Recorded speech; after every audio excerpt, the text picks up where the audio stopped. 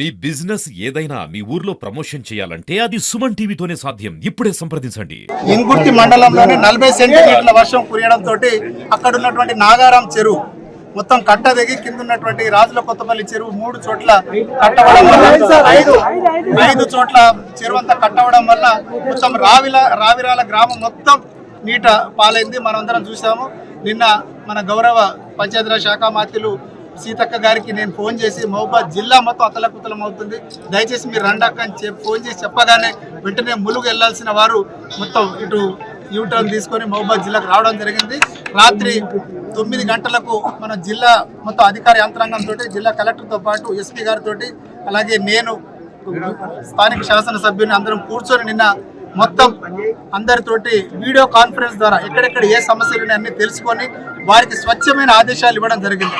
ఇక్కడ ఏది ఉన్నా కూడా ఇప్పటివరకు మీరు చేసినటువంటి సహాయ సహకారాలు చాలా గొప్పదని చెప్పుకుంటూ అదేవిధంగా రాబోయే రోజులు మనం తీసుకున్నటువంటి ప్రత్యామ్నాయాలు, ఎందుకంటే ఎక్కడైతే చెరువుల కట్టలు దిగినాయో వెంటనే ఐఎన్పి డిపార్ట్మెంట్ వాళ్ళకు, ఇరిగేషన్ డిపార్ట్మెంట్ వాళ్ళకు అలర్ట్ అయ్యి అక్కడక్కడ వెంటనే మరమ్మతులు చేకూర్చాలి. ఎందుకంటే మనం చూసేప్పుడు రాజుల కొత్తపల్లి ఇక్కడ ఉన్నటువంటి చెరువు ఒక 5 చోట్ల కట్ట తిరిగి చుక్క నీళ్లు కూడా లేదు. మనం చూసాం మొత్తం చెరువులన్నీ నిండు కుండలా ఉంటే ఇక్కడ రాజుల కొత్తపల్లి చెరువులు అసలు మొత్తం నీటి చుక్క, రావిరాల చెరువు నీటి చుక్క లేకపోవడం నిజంగా కూడా బాధాకర విషయం. ఇక్కడ ఊరంతా కొట్టుకుపోయి ఇక్కడ సాగర్ అనే వ్యక్తి ఆటో పెట్టుకుంటే మొత్తం కొట్టుకుపోయి ఎక్కడో మళ్ళీ కాలువలకు పొంగిపోయి మళ్ళీ కుంగిపోవడం. అదేవిధంగా ఇక్కడ మనకు కడారి వీరన్న అనే అతనికి 50 గొర్రెలు కొట్టుకుపోవడం, ఆయనకే బర్రె కూడా కొట్టుకుపోవడం, ఇవన్నీ చూస్తూ ఉంటే చాలా బాధాకర విషయం. మన గౌరవ ముఖ్యమంత్రి గారు ఇక్కడికి రావడం జరుగుతూ ఉంది ఖమ్మం జిల్లాకి. వారిని మనం సీతక్క గారితో వారు కూడా ఇక్కడ రావిరాల గ్రామం బాగా ఇబ్బంది పడ్డ గ్రామం, బాగా డ్యామేజ్ అయిన గ్రామం, తప్పగా మనం గౌరవ ముఖ్యమంత్రి గారి పర్యటన ఇక్కడ పెట్టుకుందామని చెప్తా ఉన్నా. అదేవిధంగా చాలా స్వచ్ఛంద సంస్థలకు వారందరికీ మేమందరం, నేను గౌరవ పంచాయతీరాజ్ మంత్రివర్యులు సీతక్క గారి చేతులకి జోడిస్తున్నాం.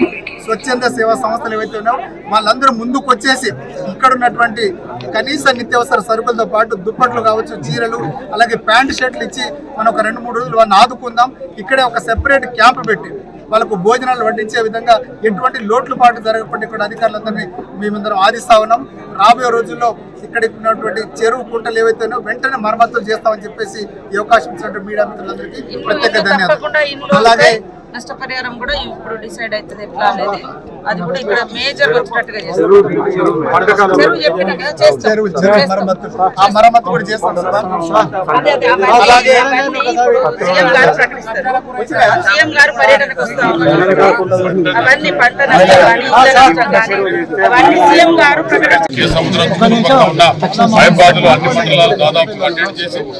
ఎక్కడెక్కడ పెద్ద డ్యామేజ్ అయినాయో ఆ డ్యామేజ్ ఉన్న కాడ వాళ్ళకి అక్కడక్కడ వాళ్ళకి భోజనాలు ఏర్పాటు చేసి ఇక్కడ కూడా అన్ని కూడా భోజనాలు ఏర్పాటు చేయడం కలెక్టర్ గారు జరుగుతుంది.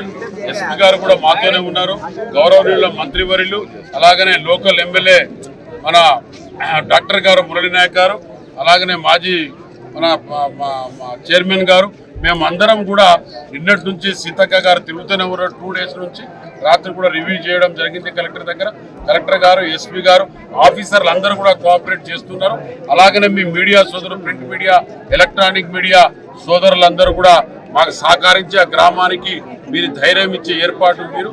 అదేవిధంగా ఇప్పుడు మంత్రి గారు మాట్లాడినట్టు ఈ గ్రామంలో పెద్దలు ఎవరున్నారో మీరు పెద్దలని అనిపించుకున్నప్పుడు గ్రామానికి ఈ రోజు, రేపు, ఎల్లుండి వాళ్ళకి ఇక్కడ దగ్గరుండి కలెక్టర్తో పాటు అలాగనే అధికారులు కూడా ఇక్కడ ఉండి వాళ్ళకి భోజనాలు ఏర్పాటు చేసి వాళ్ళకి ఏదైనా బట్టలు లేకపోతే తొలగడానికి కూడా బట్టలు, టీ షర్ట్స్, వాళ్ళకి చీరలు కూడా లేవు కాబట్టి అవి కూడా అందుబాటు చేస్తారు కలెక్టర్ గారి దగ్గర ఉండి అని చెప్పడం జరుగుతుంది.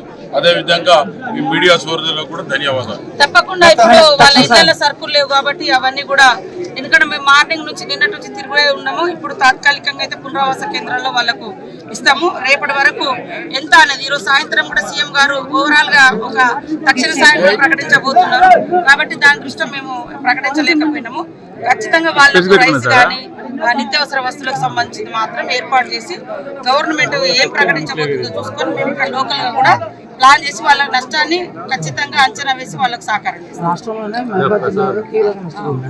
మీరు ఒక మంత్రిగా తక్షణంగా రోడ్లు కానీ మిగతా అవన్నీ రిపేర్ చేస్తాం. ఇప్పుడు చెరువు కానీ రోడ్లు కానీ, ఎందుకంటే ఈ వర్షం వచ్చి ఎక్కడెక్కడ కరెంటు లైన్లు కూడా తెగిపోయినాయి. కరెంటు లైన్లను కూడా పునరుద్ధరించడం జరుగుతుంది.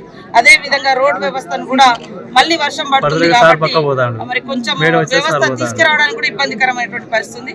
రేపటి నుంచి ఇవన్నీ ఇవాళంతా పరిశీలన ఉంది. రేపటి నుంచి యాక్టివిటీస్ జరుగుతాయి. ఇప్పుడైతే కరెంటు పునరుద్ధరణ జరుగుతుంది. పునరావాస కేంద్రంలో భోజన కార్యక్రమాలు వాళ్ళకి ఏర్పాటు చేస్తున్నాం. శానిటేషన్ కూడా రెగ్యులర్ గా మా పంచాయతీ రాజ్ నుంచి కూడా ఏర్పాటు చేసి, అదే విధంగా ఎక్కడికక్కడ హెల్త్ క్యాంప్స్ కూడా ఏర్పాటు చేస్తున్నాము. ఈ వరదలతోటి ఇంకా జనాల బారిన పడతారు కాబట్టి ఇంటింటికి ఎట్లా సాయం చేయాలనేది ఇప్పుడు మేము మాట్లాడుకొని అది కూడా తొందరలోనే ప్రకటిస్తాం. రాత్రే మరి ప్రాంతంలో జరిగినటువంటి నష్టాన్ని ఎప్పటికప్పుడు అధికారులు పర్యవేక్షించి మన ప్రజలకు భరోసా ఇచ్చే విధంగా నైట్ 10 గంటలకు రివ్యూ కూడా మహబూబాబాద్ కలెక్టరేట్ లో పెట్టుకోవడం జరిగింది.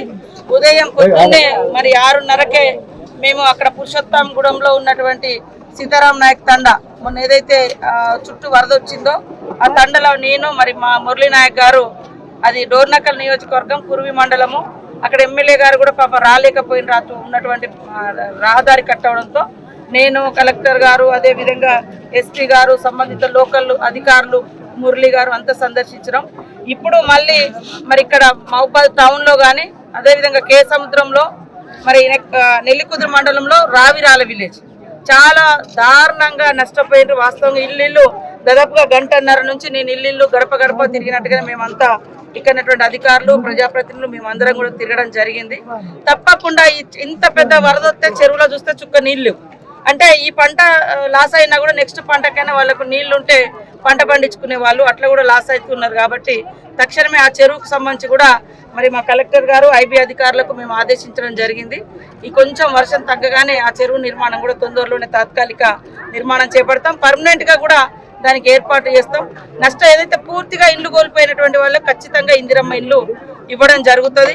ఇళ్లల్లో నీళ్ళు వచ్చి పాపం సర్వం తడిసిపోయినాయి. వాళ్ళు వంటలు చేసుకోవడానికి కూడా ఇబ్బంది అవుతుంది. కాబట్టి తక్షణంగా మనం పెట్టినటువంటి పునరావాస కేంద్రాల్లో వాళ్ళు ఉంటారు. ఆ తర్వాత రేపు ఎల్లుండి నుంచి కూడా వాళ్ళకు కొంత నష్టపరిహారం, అదే విధంగా మరి కొన్ని సరుకులను కూడా అందించే విధంగా మా శాయశక్తిలో ఇటు గవర్నమెంట్ తరఫున, ఇటు స్వచ్ఛందంగా కూడా వివిధ ప్రజాప్రతినిధులు కావచ్చు, అధికారులు కావచ్చు, మనసున్నటువంటి మహారాజులు కావచ్చు, అలాంటి వాళ్ళు కూడా ఇక్కడ ఇలాంటి వాళ్ళకు ఒక చేదోడు వాదోడుగా ఉండాలి. గవర్నమెంట్ ఇవాళ సీఎం గారు కూడా ఆల్రెడీ కోదాడ, హుజూర్ నగర్ అటు రావడం జరిగింది. ఈ రోజు మళ్ళీ ఖమ్మంలో పర్యటిస్తున్నారు. రేపు కూడా మహబూబాబాద్ లో వారి పర్యటన ఎట్లా అనేది ఆలోచన చేస్తున్నాము. ఖచ్చితంగా ఉంటది. కాబట్టి ప్రజలకు ఒక ధైర్యాన్ని ఇవ్వండి. ఇక్కడ యువత కానీ, అధికారులు కానీ, లేకుంటే మనసున్నటువంటి ఇక్కడ ప్రజలు ఉంటారు, ఒకరికొకరు తోడు. పాపం ఇల్లంతా తడిసిపోయింది. గవర్నమెంట్ ఇస్తాం మేము, ఖచ్చితంగా 1-2 నెలలు పడుతుంది. కానీ అప్పటిదాకా వాళ్ళకు తలదాచుకునే విధంగా ఖచ్చితంగా ఒకరికొకరు తోడుగా ఉండాలి, మానవత్వాన్ని చాటుకోవాలని కూడా మేము అందరికీ తెలియజేస్తాం. తప్పకుండా అన్ని రకాలుగా గవర్నమెంట్ ఉంటుంది, ఆదుకుంటుంది. చెరువు రిపేర్ చేస్తాం. ఆ కెనాల్ ఏదైతే అంత మేకలు పోయింది, ఆటోలు పోయినాయి, తర్వాత ట్రాక్టర్లు పోయినాయి, బైకులు పోయినాయి, ఇవన్నీ కూడా వరదలలో కొట్టుకుపోయినాయి.